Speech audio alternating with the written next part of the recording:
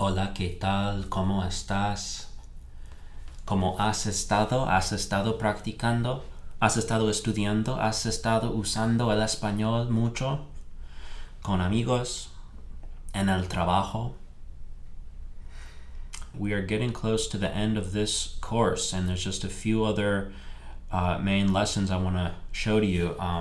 This gets toward the end of it. This gets toward the end of what you need if you're doing just a big picture survey of grammar and topics and conversation. My whole theory here, as you already know, it's you don't have to learn that much. The real learning happens in the experience. And so hopefully these 5 hours or so have been a nice overview of how Spanish works so that you can go and basically do it yourself, not have to rely on weird books and stuff like that, but just get out and do what you got to do in the language, using the language. So down at the bottom of the 501 Spanish verbs, you find the subjunctive moods. Okay. Now I just want to do a couple quick videos that touch on that. This is one of those things, by the way, that students will say, "Oh, the subjunctive mood, that's the hardest part of Spanish. That's the hardest part of Spanish." And I guess, but it doesn't need to be that hard. Like, it's not anything that a child can't do. I mean, children do it. So it's not, there's nothing that crazy about it. It differs from English, but so be it. Okay, so that's, this is introduction to subjunctive. Quiero que means I want that you speak. So if you notice in 501 verbs that up at the top in the present tense, of course, it's hablas, right? Down in the subjunctive, you speak becomes hables, and so you get that little change in ending there. The reason that is because it's in the subjunctive mood, and the reason it's in the subjunctive mood is because it's triggered by a previous clause that indicates that this verb is not actually happening right now, right? I'm not saying you speak Spanish well, like hablas bien el español, you speak well the Spanish. No, I'm saying I want you to, or I hope that you do. Okay, so there's this set more or less of clauses that trigger the subjunctive. I hope that you study. Oops, not estudias, estudies, right? Comes becomes comas, right? So if it's AR verbs, it goes to E. If it's ER or IR verbs, it goes to A, where it would normally be in E. So it's like in reverse. Look through the book, through 501 verbs, and take a look. The main part is that you understand sort of when and how it happens. So I hope that you do this, or I want that you do this, right? It's necessary. Es necesario que estudies, right? So it's necessary that you study. Quick point about the subjunctive mood. It definitely happens in English. It's not as pronounced as it is. It's not as sort of obvious as it is in Spanish, but it definitely exists in English. One way to think of that is the following. So it's correct to say I am, you are, and he is, right?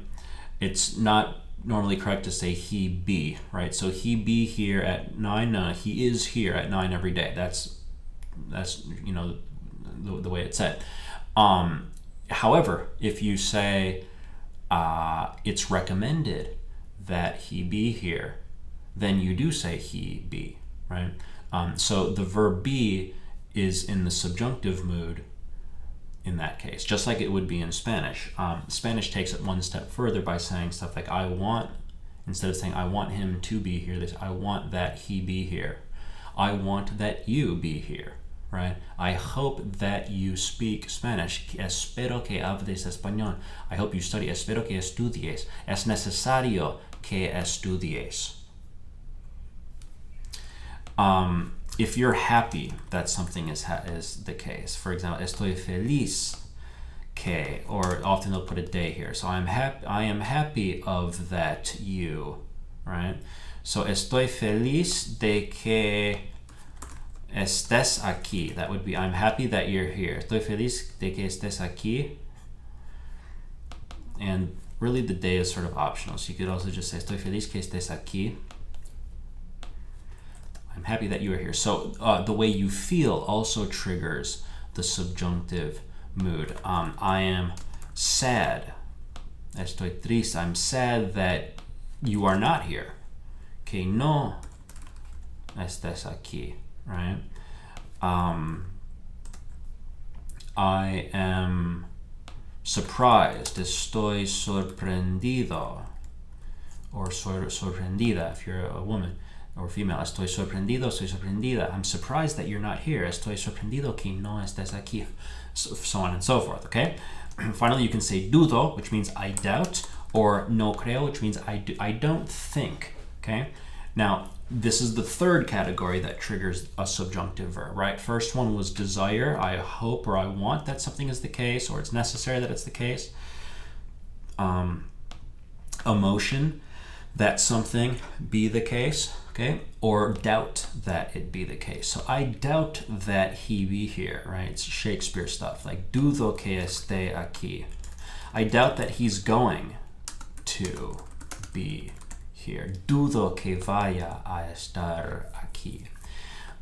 I don't think he's gonna be here. No creo que. That que should be visible. No creo que vaya a estar aquí. I don't think that he's going to be here. And so on and so forth. Whatever else you want to say. So there's probably some other ones you can fit in here. Other ways to doubt something or have some emotion that something is the case. Or desire, and then from here it's open season. You could just put in any verb you want and say, I doubt that XYZ, right? I'm happy that XYZ. I hope that XYZ, okay? Let's add a little bit more, some special cases here. Okay, the word cuando means when, right? If you say cuando sea, two different words, two separate words, cuando sea means whenever. Okay, so and just as a simple word, like interjection, like someone said, when do you want to go? Cuando quieres ir? Cuando sea. No?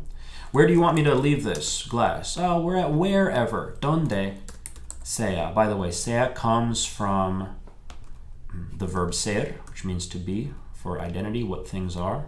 And as it's in the subjunctive mood here, it's basically just a stock phrase, just something you just kind of go with. But it's like wherever it may be, right? So where do you want me to put this? Wherever it may be is fine, right? So donde sea, lo que sea, this is a good one. It means whatever. Like what do you want to drink? Whatever, right? It could sound a little disrespectful if you say it like that. But whatever, lo que sea. Whatever you want. Lo que sea. However, you should not have. So como sea means however, right? So how do you want to do this? However you think is best. Como sea que tú pienses que es mejor. So whenever, wherever, whatever, however, and what else is there? El que sea would be whichever one. It's a female object, a feminine, like a feminine gender object, la que sea, whichever one. Like if you're talking about a mesa, whatever table, right? Or whatever car, el carro, la mesa. Which car do you want to take? El que sea. Which table do you want to sit at? La que sea. And I guess, yeah, those are the main ones. I'll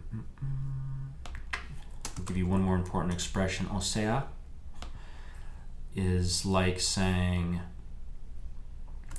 like in English you say, I mean, when you're thinking, or when you're trying to explain something. I mean, it's kind of like this, but I mean, yes, but that type of I mean. O sea works that way in Spanish. So if you're thinking of something and you're kind of doubtful, but you're like, I mean, like you're about to say something that's you think should be obvious, or I mean, yeah. O sea, sí, pero no sé porque O sea, o sea, So you hear people say o sea a lot. It's kind of like a filler, like an I mean, or even like a like, something like that. Okay? So anyways, you'll hear o sea a lot. Cuando sea, donde sea. And then final thing to say about the present tense subjunctive is this. When something happens out in the future, so when we get there, right? We arrive is normally llegamos. However, you say cuando lleguemos when it's out in the future. So we're on the road, we're not going to be there for another hour, but when we get there, we will, right? Next time I see you, normally it would be cuando te veo, but if it's out in the future, cuando te vea. So whenever I see you next, cuando te vea, such and such. When I'm there, cuando esté allí, right? Normally esté would be not subjunctive, it would be indicative, cuando estoy allí. But no, when it's happening out in the future, cuando esté allí, right? Listen for those possibilities. Practice playing with some variations on those. See what you can come up with. Try it out with people. Listen for when you hear it. Work in these cuando sea, donde sea. Come up with some things there. And basically just hit the notebook and the 501 Spanish verbs and see what you can come up with on the subjunctive mood. Any questions, ask your practice partners. Send me an email. I'd be happy to answer you. And just have fun, play with that. This is supposedly the hardest thing in Spanish, and it shouldn't be that bad. Just have fun. Entonces, nos vemos. Hasta luego.